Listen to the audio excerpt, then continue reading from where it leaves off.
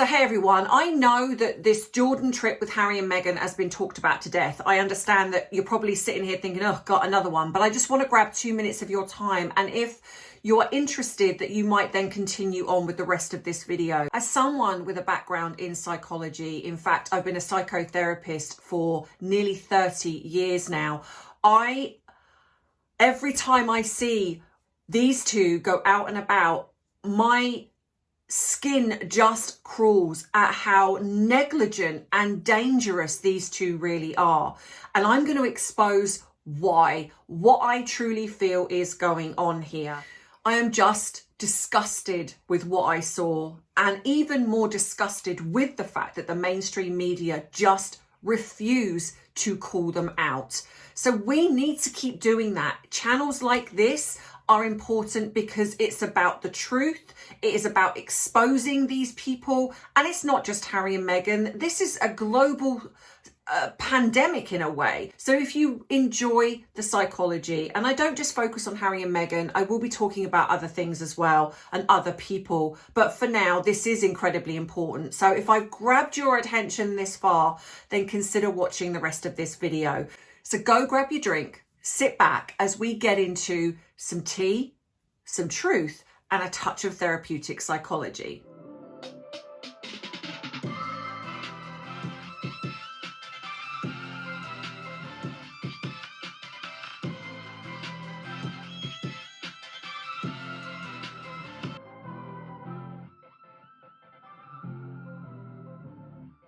Right, so yeah, the Jordan trip, I couldn't believe what I was watching as I was sort of seeing this unfold and seeing what was being sort of said on social media and the mainstream media. I mean, thank goodness there does seem to be an awful lot of people that are waking up to who Harry and Meghan really are. And in my opinion, we just need the government and the royal family to get a grip and start sorting these two out. So I had to write some notes because I was so angry that I was just writing things down as they were coming up. These two stepped away from royal duties, from royal life.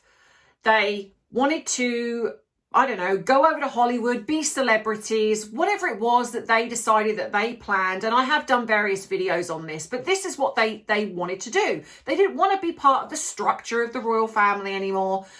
But here we have them doing another tour. So if you didn't know the situation and you were watching these two, you would think that this is a royal tour when it's not. So getting into the crux of it all, as I'm sure a lot of you know, but the invitation. So there's been a little bit of mixture of what's kind of been said and what's not, you know, we don't know. So some people have said there was a donation. So it's like a pay for play. And is that standard for Harry and Meghan? Yeah, I absolutely it is. Do we have actual credible evidence of that? No, but you know, it doesn't mean that it didn't happen. And it, like I say, and it is right out of their playbook of, you know what, I'm going to donate some money, but there's a contingency. It's like, I'll donate. It's a bit like when they did Cookie Queens, right? We'll donate, but we want to be down as executive producers and we pretty much want to take the limelight from you. And that's turned out, well, terribly. And so we have the fact that these two, could it be possible that they have said, you know what, we are going to donate some money, just a little token gesture, but we want an invite and, you know, we want to come along. And yeah, the trip happened because of Dr. Oh, and I'm not going to be able to say this name. Dr. Tedros. I'm going to put it up here because I'm just going to embarrass myself if I try and say this name. Now, he's the Director General of the World Health Organization. He was the official invitee. Now, he was there in a diplomatic capacity.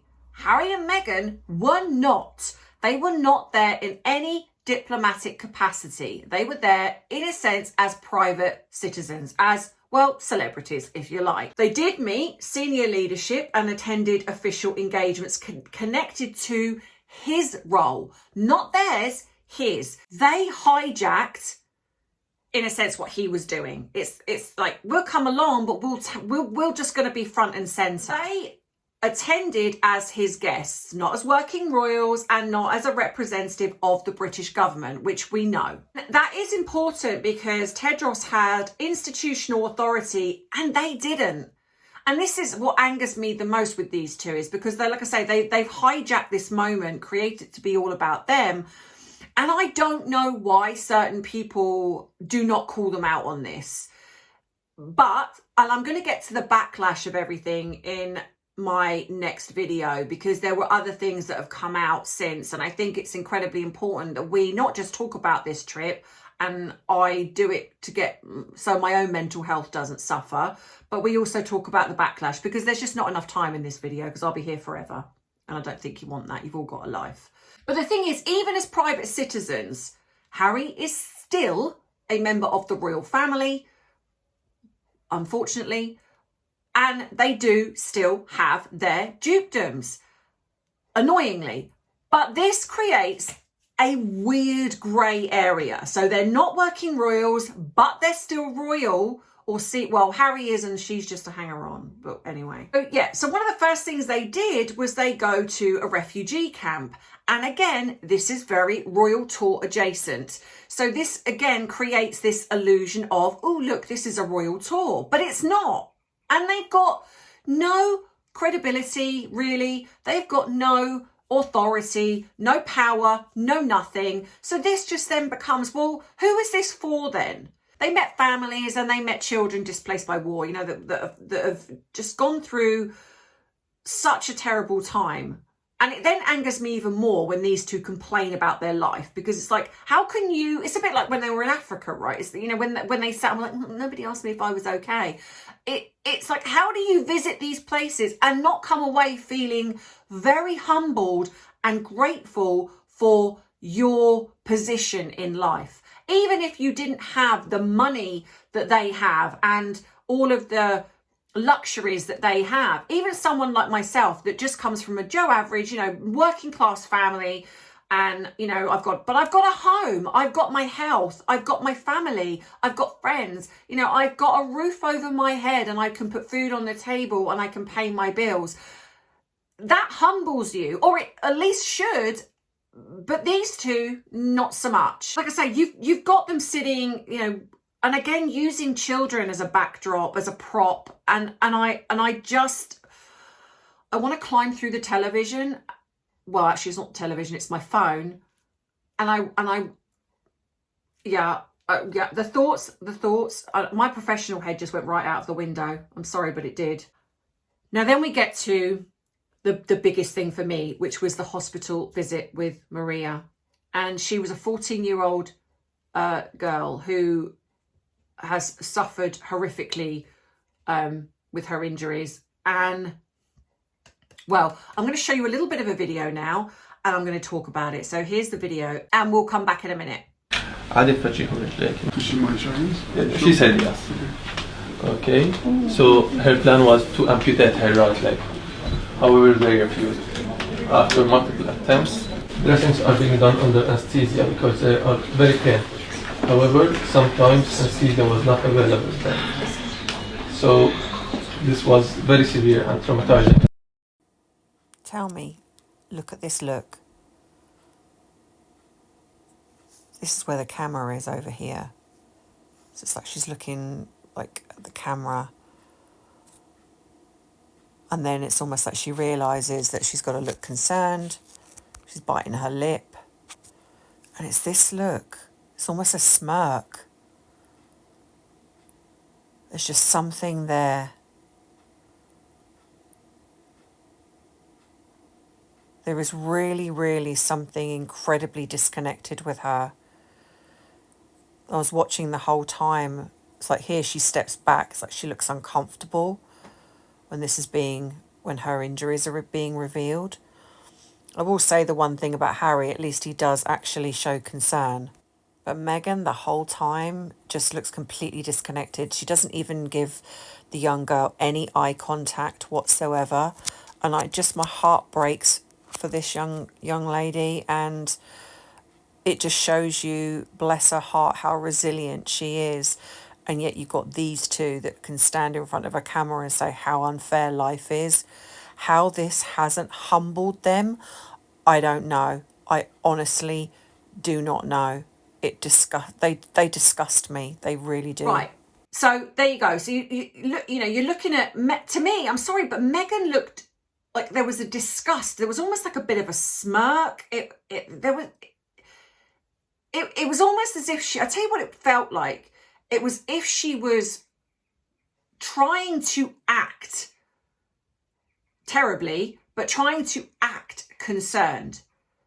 And of course, this, in a sense, goes to Meghan being a narcissist, because they don't have that empathy. They don't know how to show that. So they mimic and they mirror.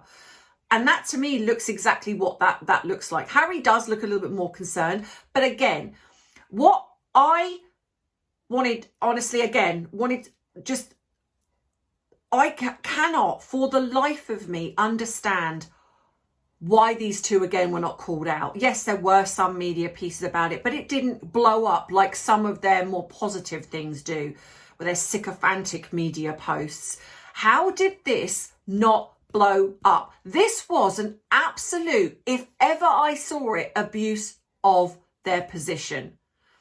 They are sitting there in a hospital room with cameras, and I understand, trying to showcase the atrocities of war, but there's plenty of footage everywhere of that.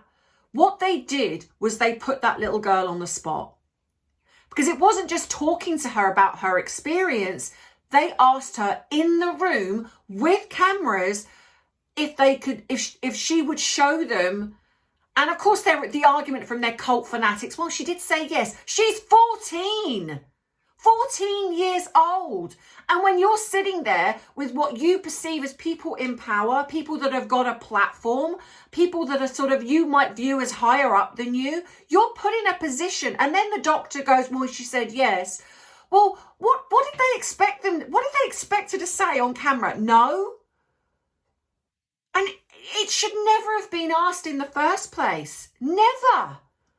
They should never have put that little girl in that position. And if they wanted to see her wounds, which I find very gruesome anyway, in the sense of, no, sorry, not gruesome, wrong turn of phrase, but ghoulish. Ghoulish is what I want to say. Why did they not ask her, but then turn the camera off? So if you wanted to say, see, for your whatever reason, and I still don't quite understand, because I'm not sure that I would want to see that. And I don't mean that in the sense of like, I don't want to see how horrific this is, but just for her own privacy, her own self-respect of how this might look for her. I wouldn't want to put her in that position. And they did. And they didn't even second guess it. And of course, you've got Meghan standing there, to me, acting as if she's concerned, when to me, she almost looks disgusted and she cannot change that aspect of her face. And I was just livid, outraged. I mean, I don't even know if I even have the words. And my heart went out to that just, she's 14. And these two are using her as a prop, as, PR. Oh, look at how concerned we are. It just doesn't enter their brain how awful what they did to that girl was. It was a violation. It was abuse, in my opinion. A form of abuse. It just was. It was you utilizing your position, and yeah, can't even imagine how she, she must have felt in that moment. But I just, these two are parasites. And again, this is where her cult fanatics love to spin this, that she did meet with the royal family. Well, technically, yes, but this was not the king. This was not the king's son. This was their aunt, his aunt. And also it wasn't like a personal meeting.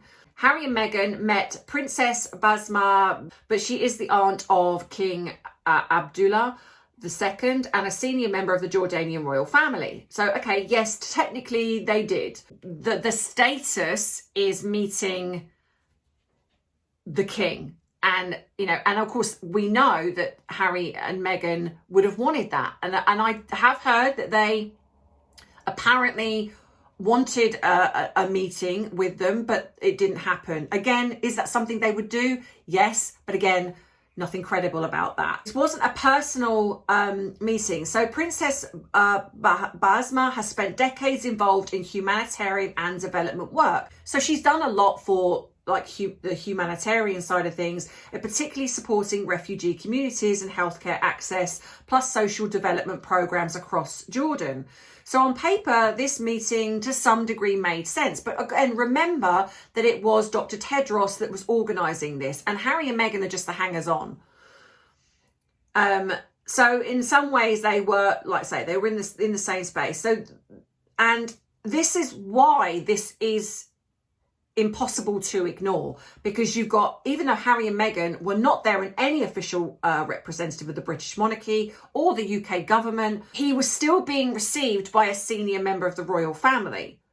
And even though he's not a working royal, and like I say, he was still in a sense being treated as one in that moment. And this is where they are in this, like I say, this grey area, and why there needs to be this divide. You are private citizens. And okay, yes, by not speaking out, by not acknowledging them, you know, that is symbolic by the fact that they didn't get to meet the actual, like say, other members of the royal family, the king and the king's son. They didn't get to do any of that. However, it's still, these two are trying, pushing their luck. That's what they're doing. But what's interesting, which again was not talked about, was the fact that Dr. Tedros did have a meeting with the king, and Harry and Meghan were not included in that. So it's interesting how they were included in other things, but they were not included in that, which tells me that even if they tried to, because you know they would have tried to go, oh, can we come along? I would imagine that there was probably explicit instructions, and this is just being me, just, you know, guessing, but I imagine there would have been explicit instructions to say they are not to come. And this would have annoyed them. They would not have been happy about that. So I think that is incredibly poignant, and it is poignant for the fact that the mainstream media seem to home in on this. They did meet with the royal family, albeit that it was the aunt, but actually have not said that actually Dr. Tedros did meet with the royal family, and Meghan and Harry were not included in that. And that's quite significant in my opinion. And then we had Harry and his Gaza interview, where Harry, who has zero clue in what he's talking about, decided to use that platform and that trip to discuss Gaza. Now, like I said, Harry isn't just some run-of-the-mill person. He is somebody that is connected to the royal family, even though he is not a working royal. So a question that I want to give to you all, that drop in the comments what you think. Do you feel like I do that Harry and Meghan are attempting, now I'm not saying they're going to be successful, but they are attempting to create almost like a pseudo royal family? Now, bearing in mind they have no power, no nothing, but I feel that they're looking at this through the eyes of popularity, through the eyes of celebrity and social media. I feel that they are attempting to overshadow what especially William and Catherine do, because we've also got to remember that there is some history here with Catherine spent a lot of her childhood in Jordan. We have the link with obviously the connection with Prince William and how he is very connected to the Jordanian royal family. So it feels to me, especially given that they were also invited to the wedding, which I've spoken about before. And Harry, the last time Harry was in Jordan was in 2018, and he was then met with he met with the royal family. But there's been nothing since. And we know how jealous Meghan is of Catherine. We know that she tries to emulate, and I think she's almost doing like an Angelina Jolie weird thing as well. So she seems to be looking at almost like what works for these people, but she's also forgetting the fact that it's her. Let's be honest, she is the problem. It doesn't matter who she tries to emulate or what she does. So my question is, do you feel that's what they're doing? Do you feel that they are trying to overshadow, even though it's not successful, but they're almost like they're trying to affect, should I say, even though they are not able to do anything that the Prince and Princess of Wales are able to do. But if they can keep hijacking their moments, if they keep bringing the media back to them, that's the problem, because it overshadows the work that these two do. And I think that, especially like when we've seen that the Prince and Princess of Wales came out recently and they did this beautiful video where they spoke Welsh. Again, the Jordan trip and all of the backlash that come from that overshadowed it a little bit, especially in the mainstream media. And you've got people like us and all of you in the background that are on social media platforms, and we're there on the front lines almost like trying to keep the exposure going, keep putting out the positive things. But the problem you have is the rage and anger that comes from Harry and Meghan and what they do. Again, the mainstream media know that this is their bread and butter. They rage bait now, and this is what happens. They'll put something up positive about Harry and Meghan, and of course you get a slew of comments where people say, you know, this is awful. And as much as, yes, it is bringing out how the mood of the people globally feel about Harry and Meghan, but the fact of the matter is, it's still creating more positive media content of Harry and Meghan, because they know that it brings, you know, a lot of those negative comments from those of us who are trying to go, actually, no, this is the truth. This is the truth. So speaking of that, if you want facts and truth, please subscribe to Bite Size Tea. I have chosen now to, because I am so sick of the lies and the spin being put out by the mainstream media, that I have chosen to now utilize that channel as facts to show, okay, no, this is actually the truth. So it's fiction versus fact. So yeah, so in the next one, part 2, I'm going to be talking about the backlash, some of the things that I have seen exposed. And I also want you to know that I've also found out something very, very interesting about Archie Well. And that is also going to be coming possibly as an extra video this week if I have time, but if not, next week. So make sure you are subscribed so you do not miss future uploads. And yeah, if you've enjoyed this video, then please give it a thumbs up. I would appreciate you. Also a hype if you so choose, but that's also okay if you don't. I hope you've enjoyed this, and I will see you in the next one. So have a great rest of the week, whatever you're doing, and I'll see you soon. And as always, you know that I love you, I appreciate you, but most of all, I respect you. Take care. Bye-bye. Mwah.